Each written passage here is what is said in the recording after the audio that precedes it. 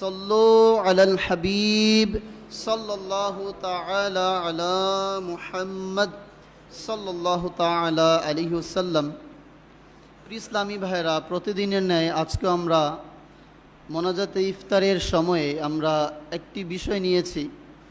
একটি বিষয়ে আমরা আলোচনা করব, এরপর আমরা মোনাজাতের ইফতারের পূর্ব মুহূর্তে আমরা আল্লাহ তাআলার দরবারে মোনাজাতের মধ্যে আমরা আল্লাহর দরবারে হাত তুলে মোনাজাতের শরীক হয়ে যাব। আর পবিত্র এই মহত্বপূর্ণ এই বরকতময় পবিত্র রমাদানুল মোবারক মাস আমাদের মাঝে চলমান। আর দেখতে দেখতে আমাদের মাঝ থেকে 15টি রোজা আজকে যদি বিদায় হয় তাহলে 15টি রোজা আমাদের থেকে বিদায় নিয়ে চলে যাচ্ছে। তো আসলে এই রমজান মোবারক মাসের যেইভাবে ইবাদত রিয়াজত করার কথা ছিল, হয়তোবা আমরা সেইভাবে কোনো কিছুই করতে পারিনি। আমাদের অলসতার মাঝে আমরা রমজানকে অতিবাহিত করে দিচ্ছি। তো বড়ই পরিতাপের বিষয়, আল্লাহ তাআলার নেককার বান্দা যারা হয় তারা এই রমজান মাসে অনেক ইবাদত বেশি করে, অন্যান্য মাসের তুলনায় এই রমজান মাসে ইবাদতকে অনেক গুণ বৃদ্ধি করে দেয়। কারণ এই রমজান মাসের ইবাদতের সওয়াব অন্যান্য মাসের তুলনায় অনেক গুণ বেড়ে যায়। ফরজের ইবাদত 70 গুণ বেড়ে যায়, আর নফলের ইবাদত ফরজের সমপরিমাণ। আর আল্লাহ তাআলা যদি চায় তাহলে আল্লাহ তাআলা বিনা হিসাবে দান করতে পারে। আল্লাহ চাইলে 70 কেন 700, আল্লাহ চাইলে আরও হিসাব ছাড়া মানুষকে দান করতে পারে। তো আল্লাহ তাআলা দয়ালু, আল্লাহ তাআলা রহমান, তো আল্লাহ বান্দার প্রতি দয়াশীল। তো আল্লাহ তাআলা আমাদের চিন্তার বাহিরে যেটা আমরা কল্পনাও করতে পারি না, আল্লাহ এর চেয়ে অধিক আমাদেরকে নেকি দান করতে পারে। সুবহানাল্লাহ। তো আমাদের উচিত যেন আমরা এই রমজান মাস আমাদের মাঝে আর যতদিন রয়েছে এই রমজান মাসকে একটু মূল্যায়ন করে নিজের ইবাদতকে একটু বৃদ্ধি করে দেই। আল্লাহর দরবারে আমরা পূর্বে যেই ইবাদত বন্দিগি করতাম এর চেয়ে একটু আমরা অগ্রসর হই, একটু অগ্রসর হওয়ার চেষ্টা করি। আর আজকেও আমরা একটি বিষয় নিয়েছি, এটা হচ্ছে ইস্তেগফারের রুহানি শক্তি বা ইস্তেগফারের ফজিলত। আল্লাহর দরবারে ইস্তেগফার পাঠ করার কি ফজিলত, কি মর্তবা রয়েছে সেই ব্যাপারে আমরা আলোচনা শুনব। তো প্রথমে আসুন আমরা একটি দুরূদে পাকের ফজিলত শ্রবণ করে নেই। সরকারে দু আলম নূরে মুজাসসাম রাসূল আকরাম সাল্লাল্লাহু তাআলা আলাইহি ওয়াসাল্লাম ইরশাদ করেন, ইন্না আউলান নাসি বিয়াউমাল কিয়ামতি আকসারুহুম আলাইয়া সালাতান। রাসূল পাক সাল্লাল্লাহু তাআলা আলাইহি ওয়াসাল্লাম ইরশাদ করেন, নিশ্চয়ই কিয়ামতের দিন মানুষের মাঝে সেই ব্যক্তি আমার সবচেয়ে নিকটে থাকবে যে ব্যক্তি দুনিয়াতে আমার উপর অধিক হারে দুরূদ শরীফ পাঠ করেছে। সুবহানাল্লাহ। তো আসুন আমরা একবার দুরূদে পাক পাঠ করে নেই। সল্লু আলাল হাবিব সাল্লাল্লাহু তাআলা আলা মুহাম্মদ সাল্লাল্লাহু তাআলা আলাইহি ওয়াসাল্লাম। প্রিয় ইসলামী ভাইরা এবং মাদানী চ্যানেলের দর্শক শ্রোতা, তো আমাদের মাঝে আসর থেকে মাগরিব যেই মুহূর্তটি খুবই বরকতময়, আর ইফতারের পূর্ব মুহূর্ত আল্লাহ সুবহানাহু ওয়া তাআলা প্রতিনিয়ত 10 লক্ষ গুনাহগারদেরকে আল্লাহ তাআলা মাফ করে থাকেন। সুবহানাল্লাহ। তো এই আমরা আল্লাহর দরবারে আমরাও দোয়া করি যেন আল্লাহ সুবহানাহু ওয়া তাআলা এই 10 লক্ষ ব্যক্তিদেরকে, যাদেরকে আল্লাহ ইফতারের পূর্ব মুহূর্তে ক্ষমা করে থাকেন, আল্লাহ সুবহানাহু ওয়া তাআলা যেন ওই সমস্ত সৌভাগ্যবান ব্যক্তিদের অন্তর্ভুক্ত আমাদেরকেও করে নেয়। আমরা সবাই ইনশাআল্লাহ আল্লাহ দরবারে ফরিয়াদ করি যেন আল্লাহ তাআলা আমাদেরকে মাগফিরাতকারীদের অন্তর্ভুক্ত করে নেয়। আল্লাহুম্মা আমিন। তো ইস্তেগফারের কি বরকত ফজিলত রয়েছে, এটা কোরআনুল কারিমে সূরা নূহ এর 10 থেকে 12 নং আয়াতের মধ্যে এই আয়াতের প্রেক্ষাপটে একটি চমৎকার ঘটনা বর্ণিত হয়েছে, যে ইমাম কুরতুবী রহমাতুল্লাহি তাআলা আলাইহি তিনি তাফসিরে কুরতুবীর মধ্যে খুবই চমৎকার হৃদয় আকর্ষণমূলক একটি ঘটনা উদ্ধৃত করেছেন। ইমাম কুরতুবী রহমাতুল্লাহি তাআলা তিনি বর্ণনা করেছেন যে এই ঘটনাটা যিনি বর্ণনা করেছেন মূল রাবি হচ্ছে রাবি ইবনে সাবি রহমাতুল্লাহি তাআলা আলাইহি। তিনি বসরার একজন প্রসিদ্ধ হাদিস সংকলক ছিলেন এবং তিনি রহমাতুল্লাহি তাআলা হাসান বসরি রহমাতুল্লাহি তাআলার একজন শিষ্যর অন্তর্ভুক্ত ছিলেন। তো হাসান বসরি রহমাতুল্লাহি তাআলার মজলিসে একবার তিনি উপস্থিত ছিলেন। তো তার উপস্থিতিতে এক ব্যক্তি আগমন করলো, আসলো, তার মজলিসে উপস্থিত হলো এবং বলল যে হুজুর, অনেক দিন ধরে বৃষ্টি হচ্ছে না, এর কারণে আপনার হাহাকার করছে মানুষ প্রাণী। তো এইভাবে অনাবৃষ্টির কারণে ওনার দরবারে যখন অভিযোগ করা হলো, যখন বললেন যে হুজুর আপনি আল্লাহ দরবারে দোয়া করুন আল্লাহ তাআলা যেন আমাদের প্রতি আল্লাহর রহমতে বৃষ্টি বর্ষণ করে, তখন হাসান বসরি রহমাতুল্লাহি তাআলা খুবই চমৎকার উত্তর দিলেন। তিনি বললেন তুমি অধিক হারে ইস্তিগফার পাঠ করো। কি উত্তর দিলেন? বললেন যে তুমি অধিক হারে আল্লাহর দরবারে ইস্তিগফার পাঠ করো। এই ব্যক্তি চলে গেল, এই ওজিফা শুনে তিনি চলে গেলেন। তো দ্বিতীয়ত আরেক ব্যক্তি আগমন করলেন, আরেক ব্যক্তি আসলেন, তিনি এসে আবার বললেন হুজুর আমি অনেক অভাব অনটনের মধ্যে আমার দিন অতিবাহিত হচ্ছে, আপনি দোয়া করুন আল্লাহর দরবারে আমাকে এমন একটি আমল বলে দিন যার বরকতে আল্লাহ তাআলা আমাকে অভাব থেকে মুক্তি করে আল্লাহ আমাকে যেন সচ্ছল করে দেয়। তো দ্বিতীয় ব্যক্তি এইভাবে তার কাছে এইভাবে অভিযোগ করলেন যেন অভাব অনটন থেকে মুক্তি পাওয়া যায় এই বিষয়ে। আর তিনি রহমাতুল্লাহি তাআলা আলাইহি ওই দ্বিতীয় ব্যক্তিকেও এই একই রকম উত্তর দিলেন। তাকে বললেন যে আপনি অধিক হারে আল্লাহর দরবারে ইস্তিগফার পাঠ করুন। তো দ্বিতীয় ব্যক্তি চলে গেল। এরপর তৃতীয় একজন ব্যক্তি আগমন করলো। তিনি আগমন করে বললেন যে হুজুর আপনি আল্লাহর দরবারে দোয়া করুন আল্লাহ তাআলা যেন আমাকে সন্তান দান করে। সেই ব্যক্তির সন্তান হচ্ছিল না, নিঃসন্তান ছিলেন। তো হাসান বসরি রহমাতুল্লাহি তাআলার দরবারে তিনি আগমন করলেন এবং অভিযোগ করলেন যে হুজুর আপনি আল্লাহর কাছে দোয়া করুন বা এমন একটা আমল আমাকে বলে দিন যেন আল্লাহ সুবহানাহু তাআলা আমাকে সন্তান দ্বারা ধন্য করে। সুবহানাল্লাহ। তো হাসান বসরি রহমাতুল্লাহি তাআলা সেই ব্যক্তিকে সেম অ্যান্সার দিলেন, একই উত্তর দিলেন। তাকেও বললেন যে আপনি অধিক হারে ইস্তিগফার পাঠ করুন। তো তৃতীয় ব্যক্তি চলে গেল আমল শুনে। এরপর চতুর্থ আরেক ব্যক্তি আসলো, সে এসে এইভাবে বলতে লাগলো যে হুজুর আমার ফসলগুলো শুকিয়ে যাচ্ছে, জমিনের ফসল না হওয়ার অভিযোগ করলেন যে শস্য ক্ষেত্র শুকিয়ে যাচ্ছে, জমিনের মধ্যে ফসল হচ্ছে না, আপনি কোনো আমল বলে দিন, আপনি আল্লাহর দরবারে প্রার্থনা করুন যেন আল্লাহ তাআলা কি করে আমার শস্য ক্ষেত্রের মধ্যে বরকত দান করে, ফসলের মধ্যে বরকত দান করে। তো হাসান বসরি রহমাতুল্লাহি তাআলা আলাইহি তাকে ওই সেম অ্যান্সার দিলেন, একই উত্তর প্রদান করলেন। তাকে এই উত্তর দিলেন যে আপনি আল্লাহর দরবারে অধিক হারে ইস্তিগফার পাঠ করুন। তো চারজন ব্যক্তি অভিযোগ করলো। কজন ব্যক্তি? চারজন। একজন অভিযোগ করেছিল অনাবৃষ্টির জন্য, তাকেও অ্যান্সার দিলেন ইস্তিগফার পাঠ করুন। দ্বিতীয় ব্যক্তি অভিযোগ করলেন অভাব অনটন থেকে মুক্তির জন্য, তাকেও বললেন ইস্তিগফার পাঠ করুন। তৃতীয় ব্যক্তি অভিযোগ করলেন নিঃসন্তানের জন্য, তাকেও বললেন ইস্তিগফার পাঠ করুন। চতুর্থ ব্যক্তি অভিযোগ করলেন যেন জমির মধ্যে ফসল উৎপন্ন হচ্ছে না, জমিতে যেন ভালো ফলন হয়, এর জন্য আমল চাইলেন, কি করা যায় পরামর্শ চাইলেন। ওই ব্যক্তিকেও তিনি সেম উত্তর দিলেন যে আপনি আল্লাহর দরবারে ইস্তিগফার পাঠ করুন। তো ব্যক্তি চারজনের সমস্যা চার রকম, কিন্তু সমাধান সলিউশন সবার জন্য এক। তো ওনার দরবারে যে উনি বসা ছিলেন রাবি ইবনে সাবি রহমাতুল্লাহি তাআলা ওনার শিষ্য, তো তিনি যখন ওই ব্যক্তিরা চলে গেল তখন প্রশ্ন করলেন যে হুজুর ব্যক্তি আসলো চারজন এবং এক একজনে এক এক বিষয় নিয়ে আপনার কাছে অভিযোগ করলো, এক এক সমস্যা আপনার কাছে উপস্থাপন করলো, কিন্তু আপনি সবাইকে একই রকম উত্তর দিলেন। তখন এই কথা বলার পরে হাসান বসরি রহমাতুল্লাহি তাআলা বললেন যে আসলে এই সমাধান তো আমি দেইনি, এই অ্যান্সার তো আল্লাহ তাআলা কোরআনুল কারিমের মধ্যে আল্লাহ সুবহানাহু তাআলা ঘোষণা করেছেন।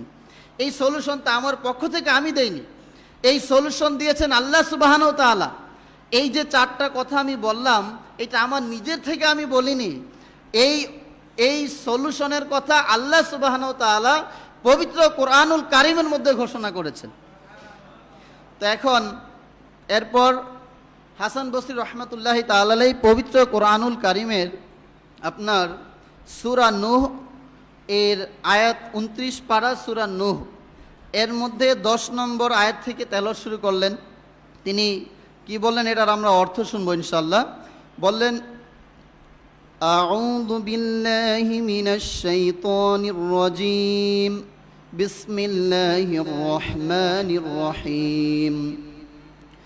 قُلْتُ اسْتَغْفِرُوا رَبَّكُمْ إِنَّهُ كَانَ غَفَّارًا يُرْسِلِ السَّمَاءَ عَلَيْكُمْ مِدْرَارًا وَيُمْدِدْكُمْ بِأَمْوَالٍ وَبَنِينَ وَيَجْعَلْ لَكُمْ جَنَّاتٍ وَيَجْعَلْ لَكُمْ أَنْهَارًا। অনুবাদ শ্রবণ করুন, কানজুল ঈমান থেকে অনুবাদ। অতঃপর আমি বললাম, আপন প্রতিপালকের নিকট ক্ষমা প্রার্থনা করো, তিনি মহা ক্ষমাশীল, তোমাদের উপর মুষলধারে বৃষ্টি প্রেরণ করবেন। কি বললেন? আমি বললাম, আপন প্রতিপালকের নিকট ক্ষমা প্রার্থনা করো, তিনি মহা ক্ষমাশীল, তোমাদের উপর মুষলধারে বৃষ্টি প্রেরণ করবেন। এরপরে বলেন, এবং সম্পদ ও সন্তান দ্বারা তোমাদেরকে সাহায্য করবেন, এবং বললেন তোমাদের জন্য বাগান বানিয়ে দিবেন আর তোমাদের জন্য নহরসমূহ প্রবাহিত করবেন। সুবহানাল্লাহ। দেখেন, এই আয়াতে কারিমার মধ্যে 4টি অ্যান্সারই চলে আসছে, যে বৃষ্টি বর্ষণ করার ওয়াদা করলেন আল্লাহ সুবহানাহু ওয়া তাআলা। এরপর আল্লাহ তাআলা তাদেরকে সম্পদশালী করে দিবেন, সম্পদের দ্বারা সাহায্য করবেন। এরপর আল্লাহ তাআলা তাদেরকে সন্তান দান করবেন। এরপরে বলেন আল্লাহ তাআলা তাদের যে ফসলকে বাগান বানিয়ে দিবেন এবং তাদের জন্য জান্নাতের মধ্যে নহর সমূহ প্রবাহিত করবেন। তো এই হাসান বসরি রহমতুল্লাহি তাআলা আলাইহি তিনি তো বললেন সমাধান। দেখেন, আউলিয়া ইকরাম যারা হয় তারা কখনো কোরআন হাদিসের বাহিরে কথা বলে না। আমরা স্বাভাবিকভাবে তিনি যদি অ্যান্সার না দিতেন তাহলে অনেকে ভাবতেন তিনি মন গড়া কথা বলেছে, যে তিনি নিজের থেকে একটা সমাধান দিয়ে দিলেন, কিন্তু না, এটা ইম্পসিবল। আউলিয়া কামিলি যারা হয় তারা আলিম হয়ে থাকে, অত্যন্ত মেধাবী হয়ে থাকে, তো তারা অ্যান্সার কোরআন এবং হাদিস থেকে দিয়ে থাকেন। সুবহানাল্লাহ।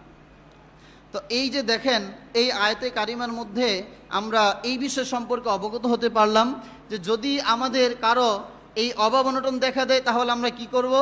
ইস্তেগফার পাঠ করব। যদি যখন অনাবৃষ্টি দেখা দেয়, বৃষ্টি হচ্ছে না, তো অনাবৃষ্টি যখন আসে তখন আমাদের করণীয় কি? আল্লাহর দরবারে ইস্তেগফার পাঠ করা। যদি কারো সন্তান, অনেক সময় দেখা যায় অনেকের 1 বছর 2 বছর বিবাহ করেছে, কিন্তু 3 বছর 4 বছর 5 বছর হয়ে যাচ্ছে কিন্তু সন্তান হচ্ছে না। তো অনেক সময় আল্লাহ তাআলা বান্দাকে পরীক্ষা করে, আল্লাহ তাআলা অনেক সময় বান্দাকে 10 বছর পরেও সন্তান দান করে।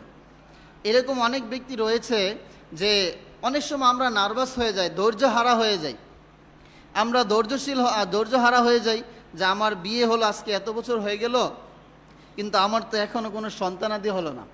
তো অনেক সময় বান্দা, আমি অনেক সময় বলে হুজুর একটু দোয়া করেন। অনেক সময় মানুষ বিভিন্ন ব্যক্তির কাছে যায়, বিভিন্ন ট্রিটমেন্ট গ্রহণ করে, ডাক্তারের কাছে যায়।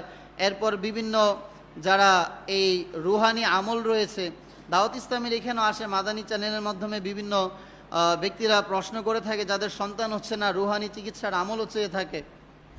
তো এই আমল চেয়ে থাকে, তো অনেক সময় আমরা বলি যে আপনি আল্লাহর দরবারে দোয়া করতে থাকুন, ইনশাআল্লাহ আল্লাহ তাআলা আপনার উপর দয়া করবে। তো অনেক সময় মানুষ বলে হুজুর দোয়া তো করতেই আছে কিন্তু কোনো রেজাল্ট পাচ্ছি না।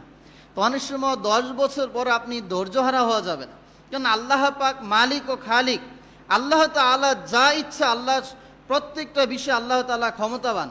তা আল্লাহ তাআলার ইচ্ছা আল্লাহ আগে দিবে, কাউকে পরে দিবে, কাউকে ছেলে সন্তান দিবে, কাউকে মেয়ে সন্তান দিবে, এটা আল্লাহ তাআলার ইচ্ছা। তো এইখানে আমার আপনার কিছু করারও নেই। আর আল্লাহ তাআলা যদি কাউকে ছেলে সন্তান দেয়, কাউকে মেয়ে দান করে না, এটাও আমাদের কিছু করণীয় নেই। আবার কাউকে কন্যা সন্তান দেয়, ছেলে সন্তান দিচ্ছে না, এটাও আমাদের কিছু করণীয় নেই। আল্লাহ তাআলা তকদিরের মধ্যে যার ভাগ্যে যা লিখে রেখেছেন সেটা হবেই। আমরা যত চেষ্টাই করি না কেন, যেটা আমাদের নসিবে আছে এটা হবে। আল্লাহ তাআলার পক্ষ থেকে যেটা ফয়সালা হয়ে গিয়েছে, সিদ্ধান্ত হয়ে গেছে, এই জিনিসটা আজ নয় কাল আমাদের দ্বারা সংগঠিত হবেই।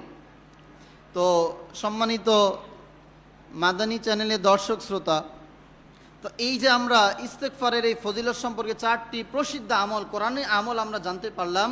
যদি আমরা এই সমস্ত সমস্যার সম্মুখীন হই, তাহলে ধৈর্য হারা না হয়ে আমার আপনার করণীয় কি আল্লাহর দরবারে দোয়া করতে থাকা।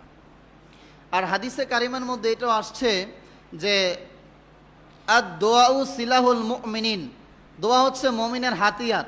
আরেক হাদিসে কারিমার মধ্যে হুজুর আলাইহিস সালাম ইরশাদ করেন, আদ-দোয়াউ মুখুল ইবাদা, দোয়া হচ্ছে ইবাদতের মগজ।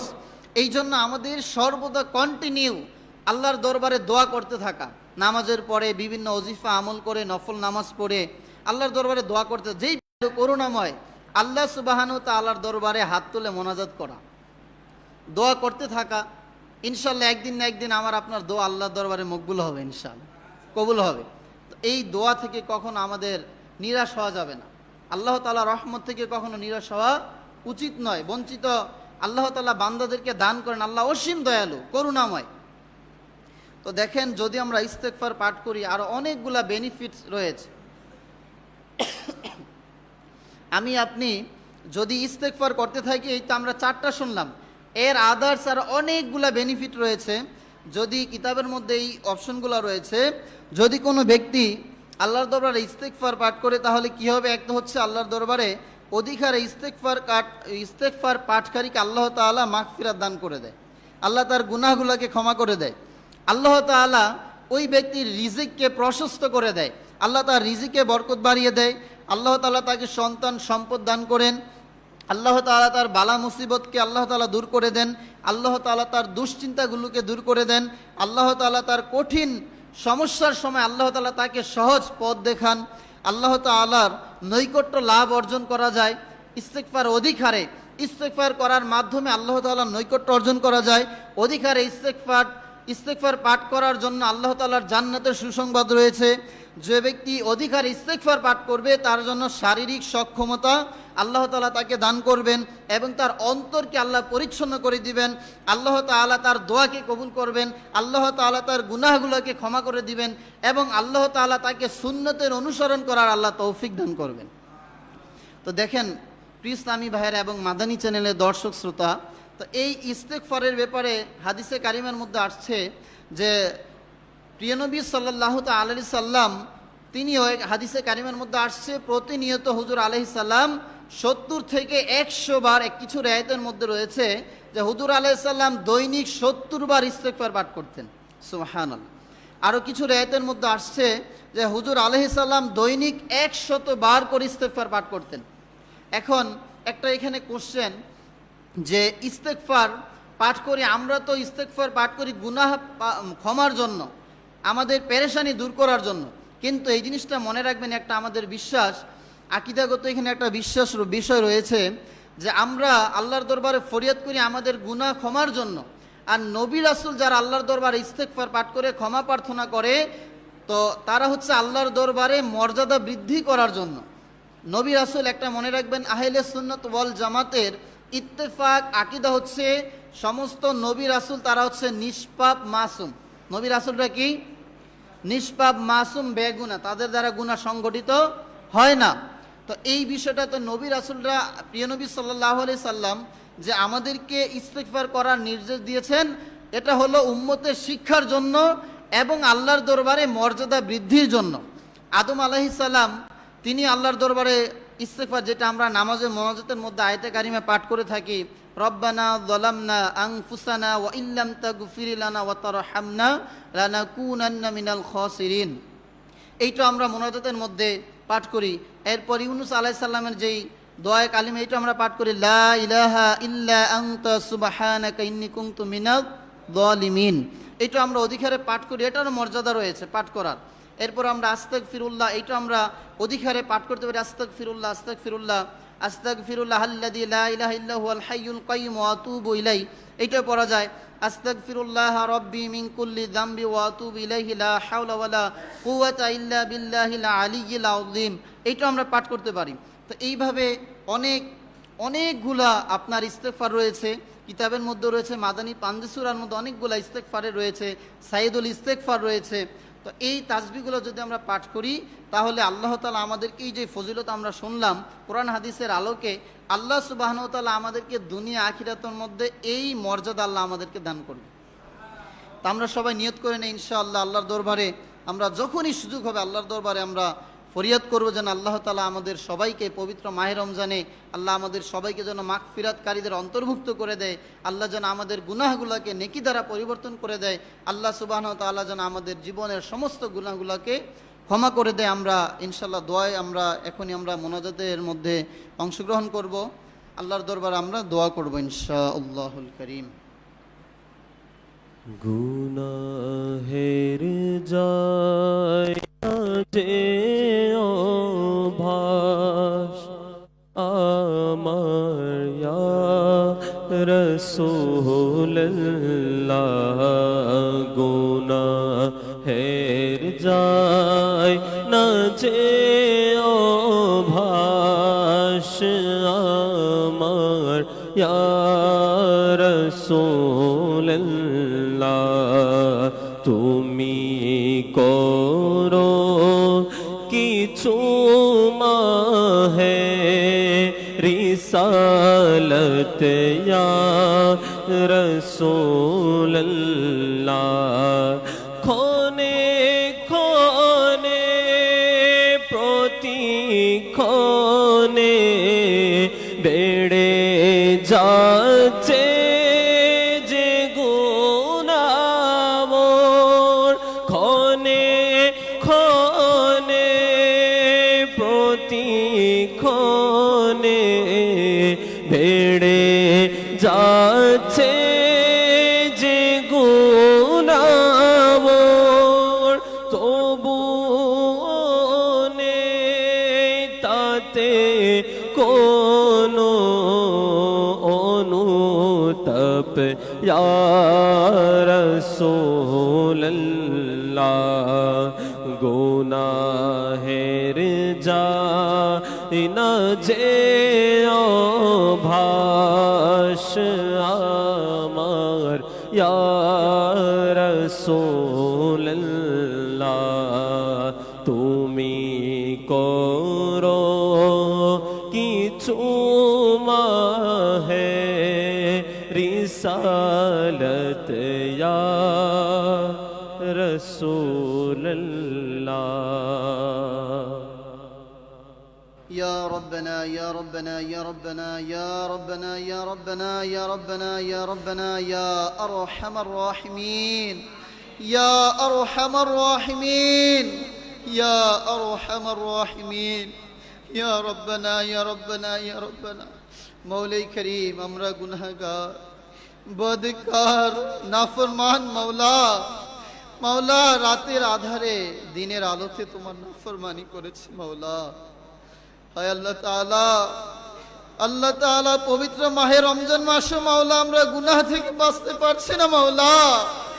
আল্লাহ তাআলা এই ইফতারের পূর্ব মুহূর্ত মাওলা তুমি 10 লক্ষ করে জাহান্নামীদেরকে মাওলা তুমি জাহান্নাম থেকে মুক্তি দিয়ে থাকো মাওলা।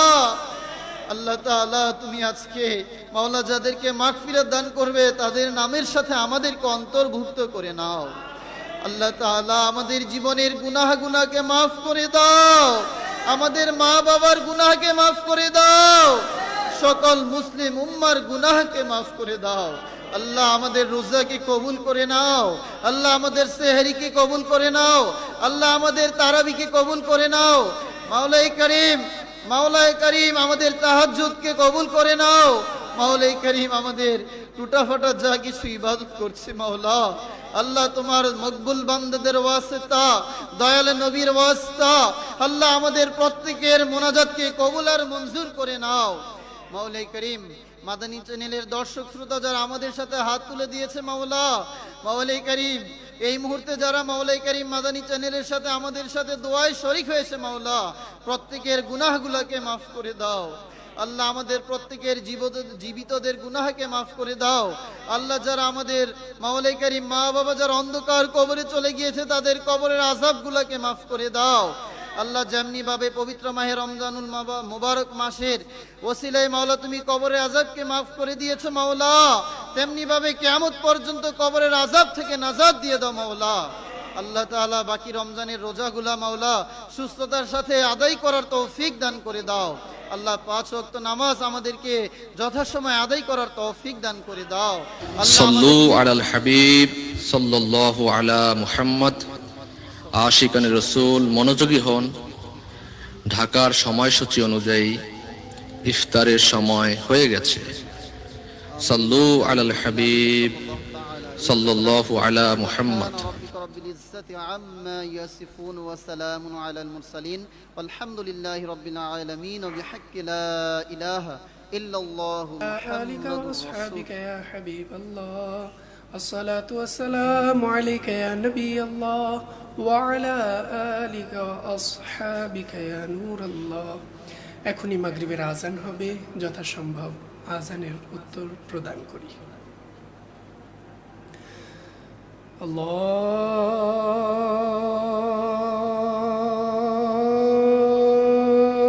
আল্লাহু আকবার আল্লাহু আকবার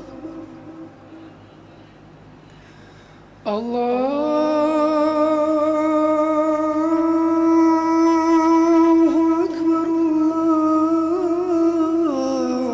আল্লাহু আকবার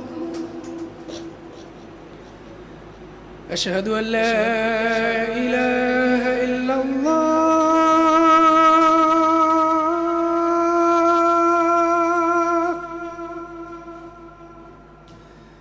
أشهد أن لا إله إلا الله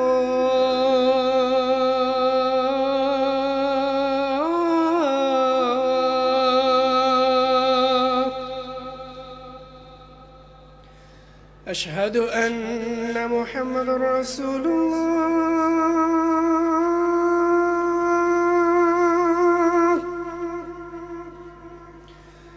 أشهد أن محمد رسول الله حي على الصلاة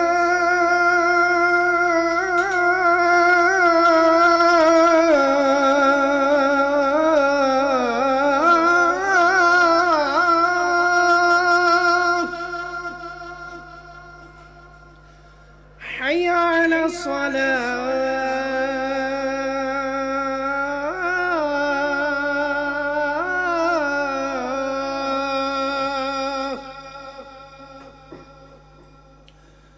حي على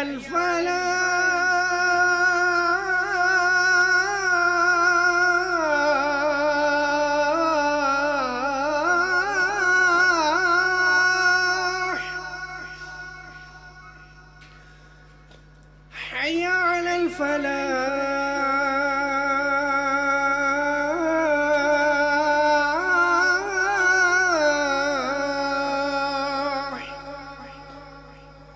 الله أكبر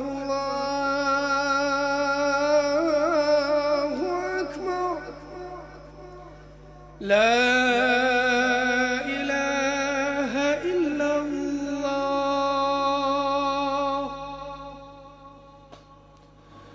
الصلاة والسلام عليك يا رسول الله وعلى آلك وأصحابك يا حبيب الله اللهم رب هذه الدعوة التامة والصلاة القائمة آت سيدنا محمدا الوسيلة والفضيلة والدرجة الرفيعة وبعثه مقاما محمودا الذي وعدت وارزقنا شفاعته يوم القيامة إنك لا تخلف الميعاد برحمتك يا أرحم الراحمين الصلاة والسلام عليك يا نبي الله وعلى آلك وأصحابك يا نور الله খোদার অনন্য নিয়ামত হলেন অলিগণ এ বিশ্ব হলো দেহ প্রাণ হলেন আলহামদুলিল্লাহি রব্বিল আলামিন ওয়াসসালাতু ওয়াসসালামু আলা সাইয়্যিদিল মুরসালিন আম্মা বা'দ ফাআউযু বিল্লাহি মিনাশ শাইতানির রাজীম বিসমিল্লাহির রহমানির রহিম আসসালাতু ওয়াসসালামু আলাইকা ইয়া রাসূলুল্লাহ ওয়া আলা আলিকা ওয়া আসহাবিকা ইয়া হাবিবাল্লাহ আসসালাতু ওয়াসসালামু আলাইকা ইয়া নবিয়্যাল্লাহ ওয়া আলা আলিকা ওয়া আসহাবিকা ইয়া নূরাল্লাহ। প্রিয় দর্শক শ্রোতা, আবারও উপস্থিত হয়েছি আপনাদের মাঝে অনুষ্ঠান ঐতিহাসিক সত্য।